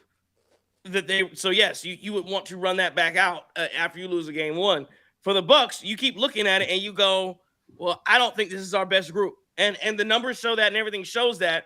So is it kind of a coaching malpractice to go and do you also have the time to wait and see? Well, because you said, well, maybe Torrey Prince comes out and hits 4 threes. Do I have the time to play? It goes back to the Chris Middleton kind of conversation where could Chris Middleton be better in it this year than trading him? Maybe, but do I have the ability to gamble with that? Do I have the time to gamble that Chris Middleton can come back and play basketball at a high level in 2025 when he hasn't shown it? He didn't show it. So again, that's what I say. Let's going back to all the people who are Chris Middleton would have. You had an opportunity to show it all year. You didn't play or you didn't show it this year. I'm talking about post double ankle. Don't tell me about something he did last year. I'm talking about this year. That was the gamble that they had to play with. And I don't think they could. That's the same thing, Doc, when you're talking about it, the gamble of, is Torrey Prince capable of going 4 or 5 from 3 in the first 10 minutes of the game? Absolutely he is. Absolutely he is. Is Brook Lopez capable of knocking down 3 threes to start a game back-to-back? Absolutely he is. Absolutely he is. Are you willing to make that gamble? Are you willing to die on that sword that, yeah, the guys that are capable of doing it are going to do it versus let's see what else we can put out there that has worked? I don't know. That's your question, though. What time is the game Tuesday? 7 p.m. All right, so you got a night start, you got an evening start. I don't know, the early afternoons. I don't know. So we just look terrible today across the board. But we've seen these guys play to their basketball card, play a lot better than that. All 5 of these guys, and even some of the guys off the bench. We've seen Bobby play a lot better than his last 8 games. So I don't even really think it's nothing that Indiana did defensively to us. Now, offensively, they definitely with the pick and roll, they did something. Defensively, I don't think they did. We got our open looks. We didn't make them. We shot 20-some% from the 3-point line. So I'd put my bet on the guys for game 2. No changes. That's what I would do, with the exception of if Dame comes back. Okay, so you wouldn't change the lineup. I don't know. I think I probably would, but that's where we go, and we'll see what Doc Rivers does. This is the last question before we go to game balls. Now we know what we want to see happen. Do you believe if no Damian Lillard is back game 2, do you believe Doc Rivers makes a change in starting lineup? Do you believe Doc will do it? Not what you want to do. Is Doc going to make that change? No, absolutely not. No, because the definition of insanity is what, Trey? Doing the same thing, expecting a different result. And I think we're good and insane. There's no question about that. No. Because again, these problems have plagued the Bucks long before tonight. This is not this afternoon. This is not the first time we've seen these issues. This is not the time that people have said. It's not that people have been clamoring for this for the last few weeks. Even amidst the Bucks winning streak, people still say, "Hey, there's a problem to start lineup, man. This ain't really it." So no, I don't. I think if you've been rolling with it, and if you watch film, which I'm sure Doc watched more film than any of us. I know he has watched more film than any of us. And you're still rolling out there with the same. So no, I don't think these changes happen, even though they certainly need to. Well, the good thing that we saw today is he stuck with what was working a little late. Well, really, really late, but he did. And so I'm hoping I wouldn't be surprised either way. So I'm going to play middleman here. I'm going to be fence sitter, Chris, here with I really don't know. I wouldn't be surprised either way. But the one positive sign is that he rolled with the group that was working. And I honestly believe a group like that we just talked about that has 3 guards, Giannis at the 5 to start the game, and pick whoever at the 4. It could be Bobby for all I care. I think they would put us in a better position to start games than what we just saw today. I agree. Yeah, Go ahead. I don't see any changes to it. I just say I feel like there was a Hall of Famer that told us during a bad time that Doc was a really good coach, and I think that starting game 2, this is where you're going to start to see it. And then we want all y'all. I want all y'all to put y'all receipts in the chat, put them on Twitter wherever you were. You call him for Doc Head. If he goes and wins this 4-1, 4-2, 4-3, and moves on and has a great playoff run, just write that man an apology, man. I do think that the Bucks will shoot better game 2. I do think they will shoot better, and I think that will just everybody on the court. Not even talking about anybody. I'm not talking about any one person. I'm saying as a collective group, I think they will shoot better. They were 9 of 37, 24% from 3. This is the highest 3-point shooting team in the NBA for a percentage group. They were 9 of 37, 24% from 3. Indiana shot 38%. I just think they will play much better. They'll shoot better. They will be a better basketball team just from that. Is that a concern though for you guys that this is the same story that we have pretty much always had to deal with in the Giannis tenure outside of, the championship run, is that threes aren't dropping and it can be catastrophic? Is that a worry for you guys? Because every time we say that in the past, it happens again, and then it happens again. Well, it happens again. I think Damian Lillard helps with that because I think I think when Dame comes, I think the gravity's there, and I think more guys are more and more open to hit those threes, even more so open than they were tonight or this afternoon. So, I mean, is it a concern? Yes, but when I think about the last 3 years, I keep thinking of, he either didn't have the shooters around him, or when I talk about the Eric Bledsoe days, or moving past that, guys weren't available. And so, again, tonight was another night or day of guys not being available, and I really do hope Damian Lillard is back for game 2. Well, I think also, too, this team's a little different than some of the ones. I'm going to answer my own question. I think I do that a lot. Yeah. I think also, this team is a lot different when it comes to, you just have a lot more options to throw in there if certain guys aren't making shots, which is always a plus. At least you don't have to roll out Grayson Allen every single night and play him 30 minutes a night and hope that something miraculously changes over the course of a season, or over the course of a playoff run or a playoff series. All these guys got to play their role. And Taurean Prince, if he's not the leader of the three-point barrage for the entire NBA, he was definitely, like you mentioned earlier, top 5. So if he's not hitting them, it kind of puts us in a hole, because you look at the other bench and their 8th player off their bench is hitting threes, and we can't get our number 1 shooter on the team to hit threes. So, yeah, it's definitely a problem. So then I'd ask you guys, we talking about making changes to the starting lineup. We know AJ Green's going to hit some of them, and he's not afraid to put them up because Taurean Prince didn't shoot. So do we put AJ Green in that starting lineup? Yeah, I think he's definitely a candidate that I would put in there, 100%. Yeah, and he's had this differently from KPJ and Gary Trent Jr. He's had that kind of run throughout the season where he's started a handful more of games than KPJ and GTJ have started. So I think certainly, a candidate. And that's, again, what I talk about with that. Because even still, today, I liked AJ Green's aggressiveness on defense. I thought he did really well. He was put in some terrible positions, getting backed down by Miles Turner and Obi Toppin and Pascal Siakam. But he held his own, and I think that'll go a long way if he is inserted into that lineup. And it matches the Pacers. If you look at it, it's Haliburton, Nembhard, Nesmith, which I wouldn't even say that Nesmith is a real small forward. I think he's a guard.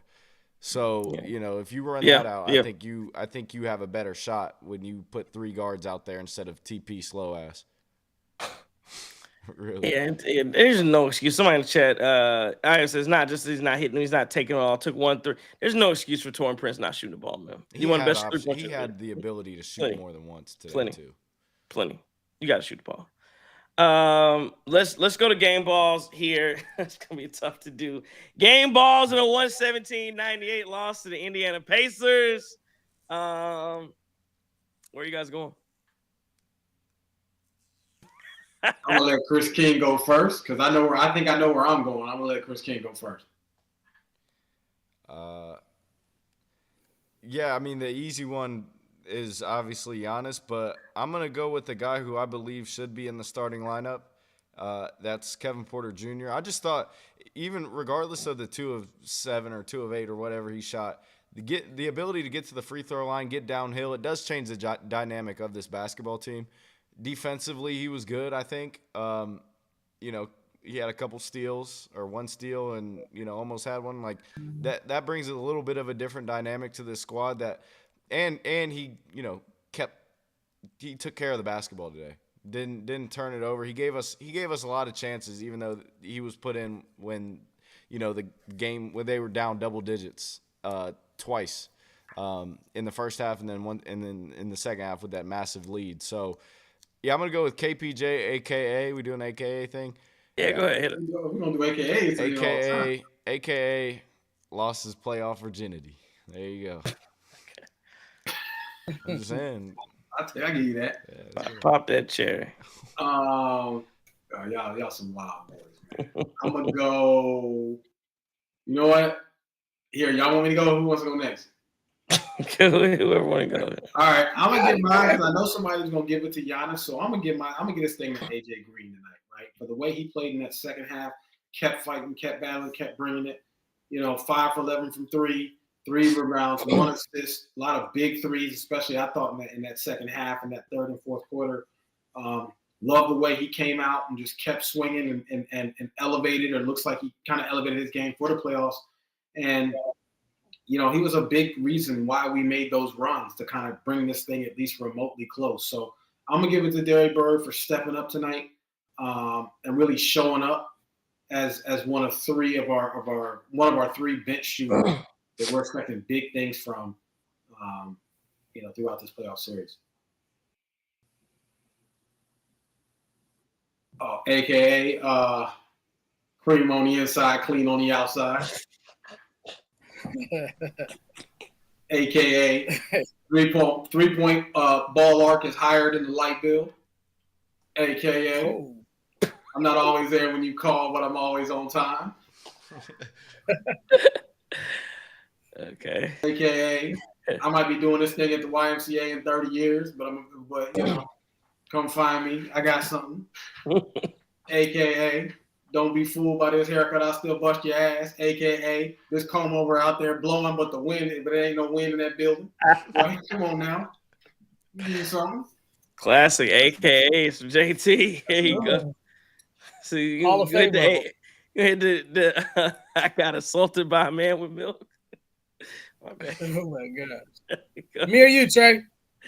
Y'all know me. I'm not gonna y'all ain't gonna like my answer because you gotta win to get in for me. But I wasn't impressed in the Pacers. I really wasn't. Siakam was okay. Miles Turner was okay. A bunch of ho-hum okay games. The Bucks just weren't. To me, this was more about the Bucks not being good. To me, this game was more about the Bucks not being good than the Indiana Pacers being good. Haliburton was 3 of 13. And no, I can't give it to he can't get the game ball. You could give it to Siakam, but I'm not. I'm gonna go ahead. I'm gonna give it to the Indiana crowd. I thought the Indiana crowd was decent tonight. I thought they had they had a good home court advantage. Thought they were juiced up, excited, had a little gold rush going, whatever you want to call it. And they got out there with the Bobby Sucks chants. They count the free throws. So, I get Indiana Pacers fans a shout out for tonight or this afternoon, and they'll get the game ball today from me. AKA only fun at the AKA Indiana still sucks. AKA Indy's trash. AKA I wouldn't go there if I knew the way. AKA Cambridge Fieldhouse is a bunch of junk. AKA stop wearing them stupid uniform t-shirts. Y'all too broke to afford a nice shirt out there at the arena. AKA the tickets was only $50. You didn't even have to get in the game. Y'all didn't even want to see that damn game. That's how sorry your damn team is. Y'all didn't want to see that game. AKA you're still losing in 6. You bunch of bums. That's all I got. Ah, man. I shouldn't have went last. Good gracious. So, I'll take my junk with me, man. AKA see y'all Tuesday. There you go. I ain't mad at that. I ain't mad at that. I'm not mad at that. I ain't mad at that. I think Take we the game all off. we all could have done that. Yeah, Really. yeah. All right, fellas. Well, we will see you Tuesday. Bucks lose it tonight, 117-98. We do have a look around, just so we look around the NBA. Clippers and Nuggets right now in a 3-point game in the third quarter. Pistons, Knicks tonight. Lakers, Timberwolves tonight. Looking forward to a fun some fun matchups as well. And then on Sunday, it feels like a Sunday for me. But on Sunday, you have Thunder Grizzlies, which is, I think it's going to be a snooze fest. I don't know. Grizzlies might make a little bit of noise. Celtics, Magic, I think it's going to be a snooze fest. Cavaliers, Heat. I think the Heat, could they make – I think they can win a game. I think he can maybe win a game. I saw some people saying Heat in 6 and stuff like that. So I don't know. And then Warriors, Rockets. I'm picking the Warriors in that one. But that's gonna be that might be the most fun game of the night. Of all the series that are to come. But anyway, anything you guys want to get at on any of those issues about any of the playoffs that are coming up? So I think we need JT because we gave all our playoff picks for the series on the playoff pregame show, JT. So we need yours before we get too deep into this. Okay. So y'all want my playoff picks? Okay. Let me see here. All right. So Clippers Nuggets, that series, I'm going definitely Nuggets, right? I've never believed in LAC. I think the Nuggets are a bit too strong for them. Having said that, the Nuggets are certainly barreling towards dysfunction. You fired Mike Malone 10 days for the end of the season.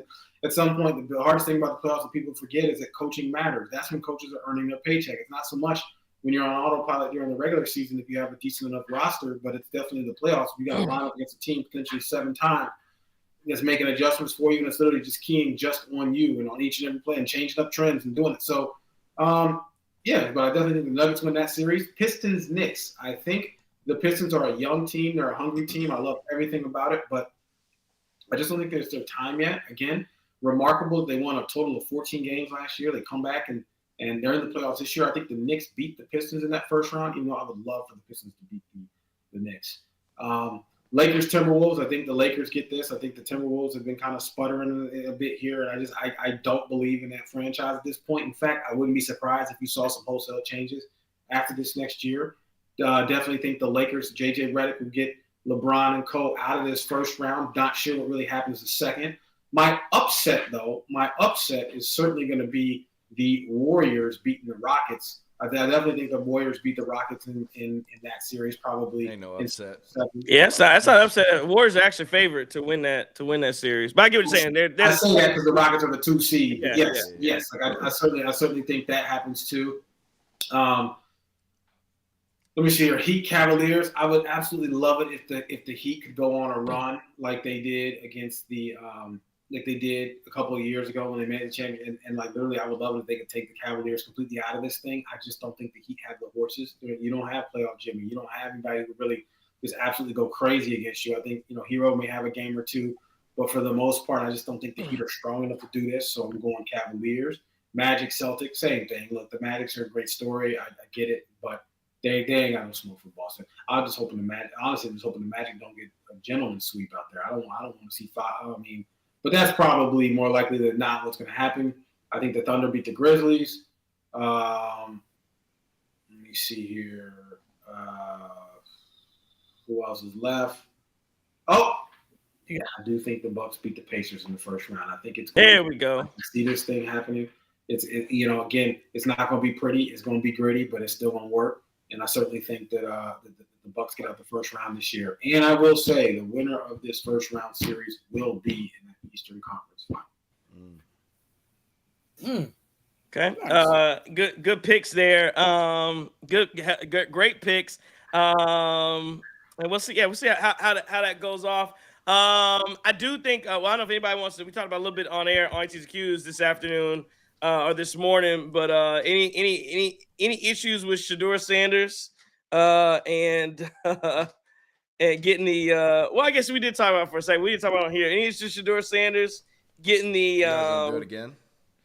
We could if y'all gonna have these bad takes go again. back at it, headbutt. Yeah, we got to do this thing. We got to do this thing again with Shador Sanders. Listen, I will say this. I'll say this once, and I'll say it again. It makes zero sense for Shador Sanders to actually get his jersey retired at Colorado. That is the absolute highest honor that a school can give an athlete. And usually when that's done long after they are done playing. And usually that athlete has been nothing short of remarkable. You look at Wisconsin, like Justin said. Wisconsin only does it for Heisman Trophy winners. Most schools only do it for guys who are significant contributors in ways that nobody else at that school has done. That's why at a lot of schools you'll see a Ring of Honor, and there may be 10 jerseys in the Ring of Honor, and one of them might be retired. 2 of them may be retired. I think you can make an argument for Travis Hunter. Yes, absolutely. Did it need to be done now? Probably not, but okay. You were going to retire his jersey anyway. I get that. Shador Sanders, absolutely not. Shador Sanders is even the best quarterback that's gone to Colorado. That's what's crazy about it to me. Trey said this morning that he put Colorado back on the map with the revenue. He did. But Trey's not. When last time you worried about Colorado? When last time we talked about Colorado? We ain't talking this much about Colorado. We ain't talking about Colorado this much in years. Since 1990. Colorado on the map in the first place. That's fine. And if Deion was the coach, then they'd be up Stewart, y'all call him Slash. His mama call him Slash. Some of y'all call him something else, right? But at the end of the day, Cordell Stewart went 25-7 at Colorado. He was a second-team All-American at Colorado. He was the conference all-time passing leader at Colorado. He won the Fiesta Bowl when it meant the damn at Colorado. Listen, Cordell Stewart isn't the best quarterback to come out of Colorado. It's not Shador Sanders, and the only reason Shador Sanders is getting his jersey retired, not a Ring of Honor thing, but his jersey retired, is because his dad is there, and he's just trying to do this for him, because it certainly is not warranted. And he can make up stories about the AD called and said, yeah, we should do this, yeah, we should do that, because the AD probably has to keep Deion happy, but the practical reality is that Tim Tebow didn't even have his jersey retired. That's arguably the best college QB of all time. This is an honor. What does it have? What does Florida have to do with Colorado? Listen to me. This is an honor that is bestowed upon the best of the best in the history of the actual institution, and is oftentimes bestowed on guys who are amongst the best of the best in the history of the sport as well. Shador Sanders is neither, and I don't think we can argue. He's neither. 13-12. Clap, clap. I mean, come on, man. Like, what is this? Let's see. Let me just. Okay, hang on. Let me just check something right quick. Check it. Hold on. Cordell Stewart, 92, threw for 2,109 yards, 12 touchdowns, 9 interceptions. 1993, 2,300. Hold on. Time period. No, you're not going to play me like this. Time period. Go ahead. Time period. 2,071 yards, 10 touchdowns, 3 interceptions. Yep. Let's go look at what Shador Sanders. Wait, it doesn't matter what Shador Sanders did in comparison to that. He threw for 3,230 yards in the year before, 27 touchdowns, 3 picks, 4,134 yards, 37 touchdowns, 10 interceptions. Don't you sit here and tell me that Cordell Stewart was a better quarterback in Colorado than Shador Sanders. You said that. Johnny Unitas, does the Johnny Unitas award, does that make a difference to you? Does that say something to you? Johnny Unitas, does that name ring a bell? Does that name mean anything? Folsom Field, Shador Sanders, Travis Hunter, put it up in lights. That's what you do with that number 2 and number 12. Put some respect on the Sanders name. That's what you do. Put some respect on that 2,900 yards you sniffing at with Cordell Stewart, right? Cordell Stewart, when he retired, was the conference all-time leading passing yards. He was the best to ever do it in the history of the conference. It was far more important than just Colorado. Cordell Stewart was also a second-team All-American. And can we talk about that bowl game? Cordell Stewart also led his team better than Tom Brady too. Finishes. Colorado had 2 AP top 10 finishes, my guy. And he also won the Fiesta Bowl and was Fiesta Bowl MVP when the Fiesta Bowl was worth a damn. We're not gonna hate on Cordell Stewart. Put Shador on that team. Put Shador on that team. A bunch of empty stats. We don't care about the Johnny Unitas Award. Most people don't even know about the damn Johnny Unitas Award in college football because that's relatively new in the first place. And again, Johnny Unitas Award, does that equate to you getting your jersey retired? If you want to put him in the Ring of Honor, great. But a jersey being retired? Come on, man. Like, we're playing right now. And any decent institution, typically there's a committee that votes on it. There's a time period that has to go by before you can even consider that. So if it's 5 years or whatever it is, too. You rushed all this to put it up there to push Shador Sanders' jersey in the Raptors for what reason? JT, the Johnny Unitas Award's been around since '87. Cordell Stewart could have won it. He didn't. He didn't win it. He didn't win it. Sorry, he didn't win it. If he won it, maybe. If he won it, Rodney Pete. I'm reading. Yeah, because you're deep in it right now. He's deep in it. Rodney Pete. Come on, man. Rodney Pete. Chris Winkie. Oh, Chris. Yeah. What were Matt Leinart? What were? But one thing you're forgetting about Cordell Stewart, he wasn't just a passing QB, he was a dual threat.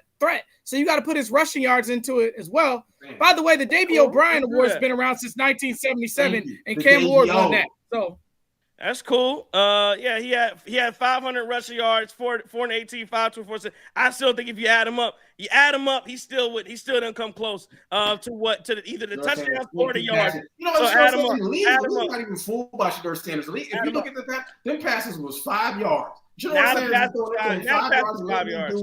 Come on. Not impressed right now. Come on. Stop playing.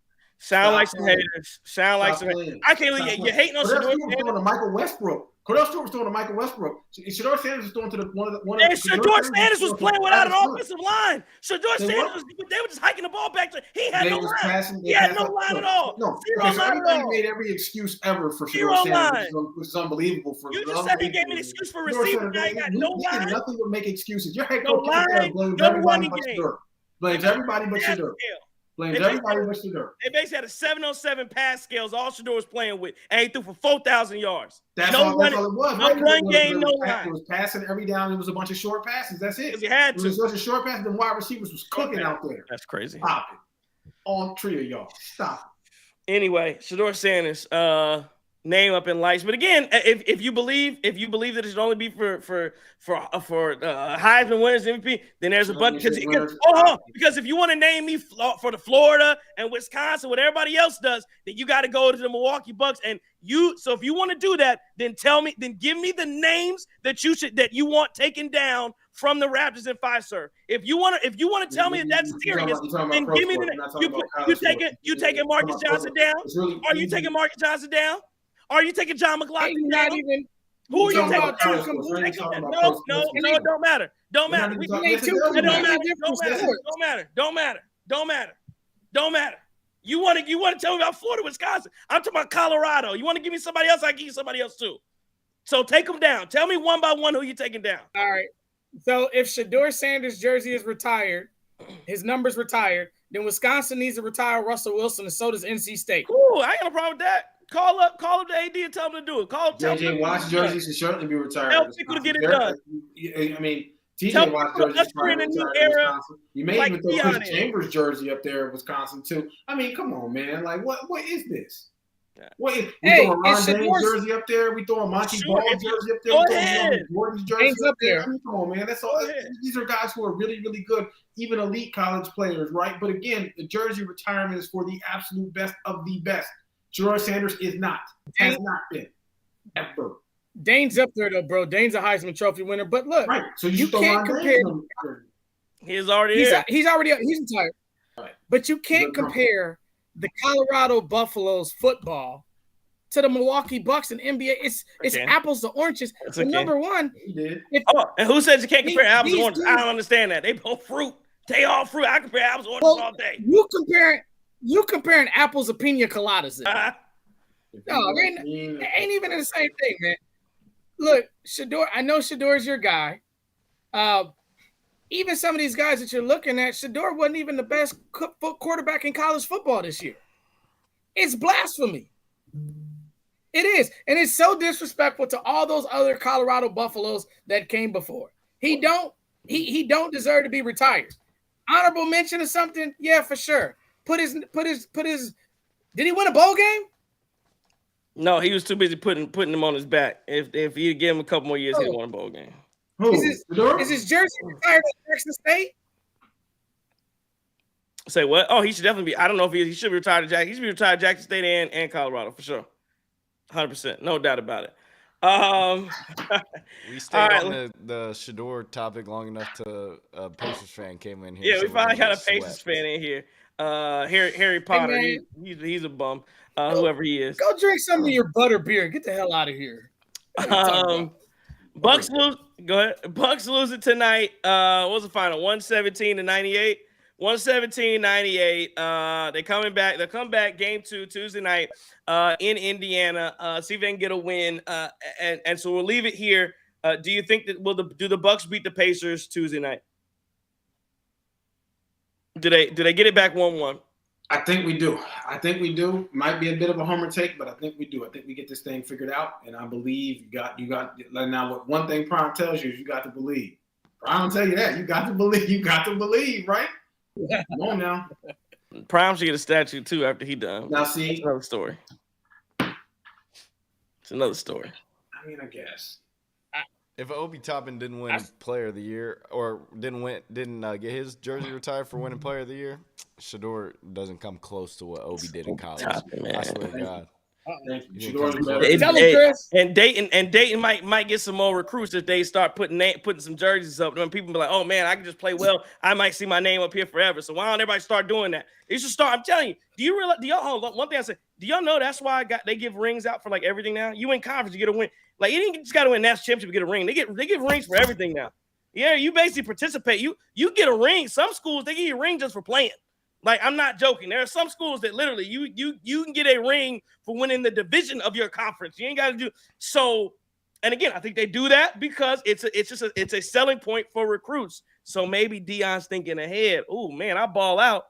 Man, I'll be looked at in Colorado lore forever. Yeah, maybe some other teams. Is that appealing to any high school athlete? Oh, probably. 100%. Not. 100%. No way. Giannis got to the Bucks, and the first thing he said was, "My name will be up there." Yeah, that's different. That's professional. That's professional. There's a lot more eyes on the Milwaukee Bucks than there is the Colorado Buffaloes. There's plenty of eyes on them when Prime there. There's plenty of eyes on them because that. No, but nobody. That's not a selling baby. point in recruitment to be like, yeah, I can't wait to have my jersey on the freaking stadium of Colorado.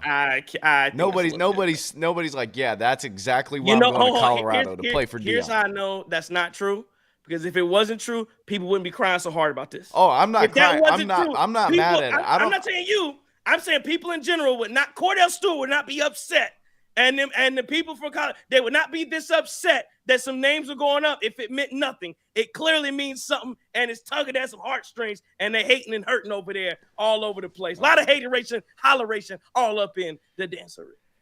So it'd be cool. It'd be cool if they did it. If they would have put Shador's name up there and they made sure they went back and got those greats that hadn't got there before. Kind of like what the Bucks did with Bobby Dandridge, Norfolk State legend. Go ahead, Chris. My bad. So to get back off of that, the Shador in Colorado, we're going to talk about this game too. And I think, it doesn't feel devastating that you lost even in the manner that you lost today, which is good.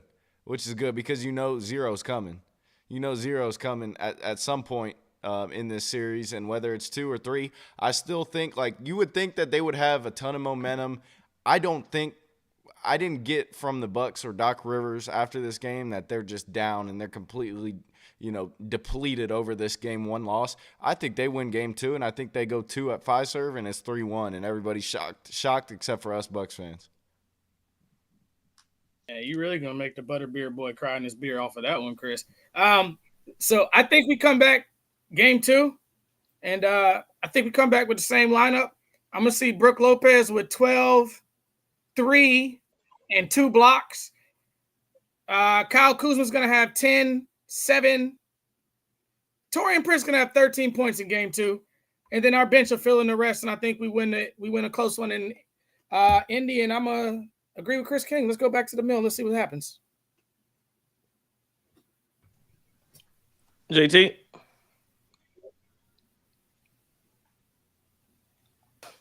Y'all hear me? Yeah, I do now. Yeah. No. Listen, let me tell y'all something. I think we're going to figure this thing out. I'm confident we're going to figure this thing out on Tuesday. We're going to come out. We're going to compete. I think everybody, maybe this is what we needed. I want to see Doc make adjustments. More importantly, I want to see guys make shots. And I think that's it's a make or miss league. It's a game of runs. We had a couple runs tonight. It was too little, too late. But I like what I saw from our bench shooters. I want to see them get more involved at this point. Put them boys out there. I'm expecting Bobby to have a bounce back game. Never thought I'd call him Bobby Bounce Back, but I know that's coming, so I'm going to go ahead and just speak that into existence. Bobby Bounce Back, yes, sir. Certainly I want to see a bit more from Brook. I think Kuz and Prince, this should leave a sour taste in their mouth. The Zero Boys, right? The Zero Boys. I don't ever want to see the Zero Boys out there ever again. Neither one of them. That needs to be an empty club. We don't got nobody in the Zero Boys. We damn sure don't need to see starters having that in the playoffs. So, we're going to zero out the performance by the Zero Boys tonight. And, let's get this thing going on Tuesday, fellas. Let's tie the series up 1-1. Got to come back tied 1-1. Got to come back tied 1-1. I'm very curious if Dame plays. If Dame plays, I guarantee a win. If Dame plays like 30 minutes, if he's legit and he's ready to go, there's no way they lose game 2. If he doesn't play, I think it's 75%. You got to come back. You got to get a win, period. Figure out a way to get it done. JT, you're right. You can't come back with the Zero brothers, whatever you want to call them. They got to be better. I think Kuzma will be better. I'll say if Kuzma puts another stat line like he did tonight, he puts another stat like he did today, yeah, I see people on Twitter saying that Kuzma should be deported. I will come on here and ask for him to be deported as well. He could trade places with a man out in Maryland, who in El Salvador, or whatever the hell. Hold on. Is Kuzma a citizen? Yeah, he's from Flint. Hey, y'all trash. I don't say he get deported. Y'all trash for that. Y'all really, God. At least he got spotted cow. I don't mean that in no nice way. I really don't. At least he got spotted cow. Does have spotted cow on him. But yeah, man. No, that's crazy. I'm with it, man. I'm cool. He's got to be better. And if he's not, like I said, man, you have to sit down for real. You have to, because I one game. Listen, you making me look bad, Kuz. You making me. Listen, what I say. I look right in the camera. Kuz. You making me look bad, dog. You making me look bad. Figure this thing out, man. Figure this thing out. I'll say something crazy. Listen, I didn't put it on the line for you, dog. I put it on the line. At least you got to come out, at least slide your feet, hit a shot. That's like, hit a shot, man. Hit a shot, man. That's all I need you to do. Hit a couple shots and anybody asks you to put up 20, dog. I don't need 20, 25. I need 10 points. Give me a couple layups and a couple free throws and play good defense, and I'll call it a day. But do something out there, man. If you're not gonna hit shots, Kuzma, I need you to go out there and get 8 to 10 boards. Give me some. Yeah, you gotta do something. You just went zeros across the board. You was just out there running down, touching the line, and running back. Like, what we doing? Like, I can't. And somebody said John House said Kuz was scared. I don't think he's scared. I think it's, and maybe it is scared. I almost think it's like I don't want people to look at me like I'm the problem. Because to be honest, he really didn't get in the way of anything. Like what he didn't do tonight, which he's done some other games, is like throw the ball away and do all that stupid stuff. He almost was like, I'm a citizen. I'm watching. Y'all, if things go wrong, you ain't gonna blame me. But if you go out there and do nothing, people still will find a way to blame you. So you have to go out there and you can't be enough. You got to go out there and contribute. He wanted to be Jeff Teague on the group project. There was Jeff Teague was sitting on the bench on the group project.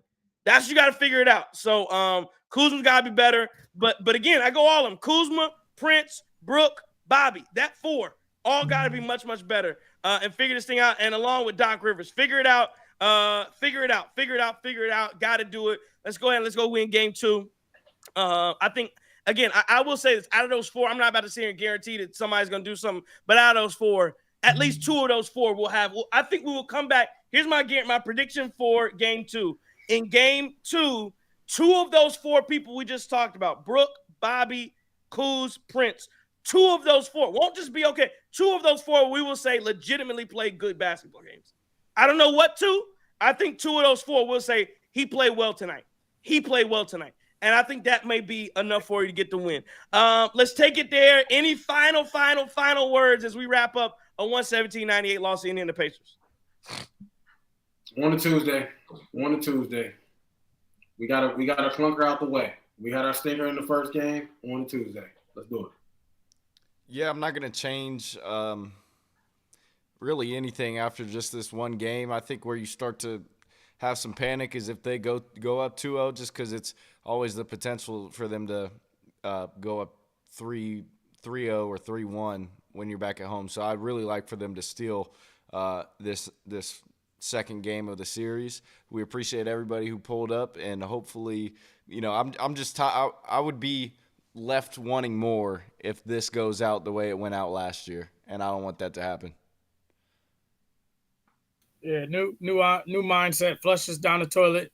Come back Tuesday. Be ready. Harry Potter, if you don't catch that win, make sure you come back too. We appreciate the follow. Don't be running if you don't catch that W, because you hear front run just like Haliburton. Yeah. So let's see you when you lose one.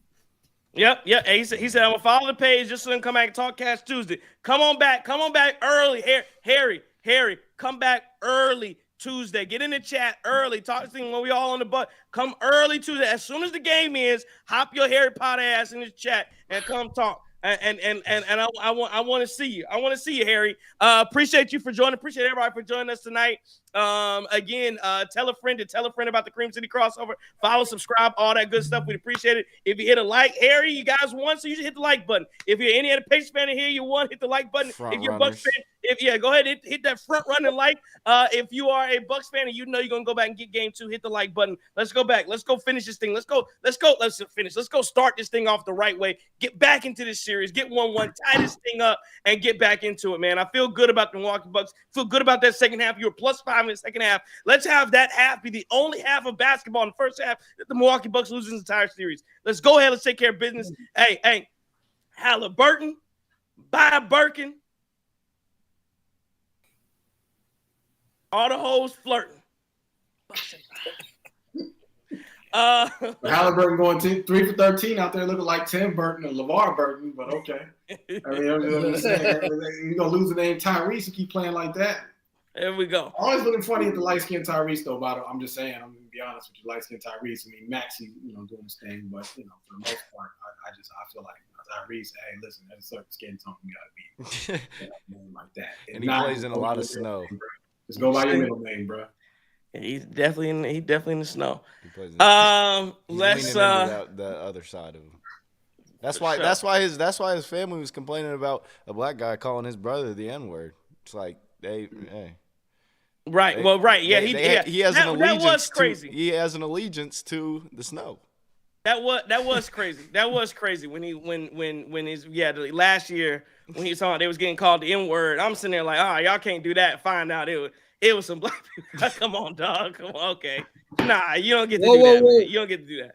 Whoa. One last thing. Harry Potter, he is not from the mill. Nowhere close to it. Oshkosh B'gosh. He from part of this. Yeah, come on. He wouldn't even hoop on Milwaukee Hoopers in AAU. He was running. Yeah, front running at that. All right, man. Let's break it there. We'll be back Tuesday night. Buck's gonna go get this one. Thank everybody for listening on Twitter. If you're on the YouTube, if you're in the chat, if you gave a super chat, really appreciate it. Man, that was good, fun. We'll be back. We'll be back up 1-1 on Tuesday night. Good long show. Now I don't know how long we went. We might have went 2 hours. I can't call. I don't know when we started, but I feel like it was a long show tonight. This afternoon. Let's see. I want to thank Curly's Waterfront Sports Bar and Grill for sponsoring the show tonight. This afternoon. We'll be back, man. Let's go get this win. Curly's Waterfront Sports Bar and Grill. Head on out there. Proud sponsor of the Cream City crossover. That's it. This has been a Cream City Media Group production with Guru Trails Third. JT. Chris King. I am the enemy. Oh, sorry. My bad. My bad. If I am the enemy, it's only because I dare to tell you the truth. Don't take no wood. Nichols. Bucks in 6.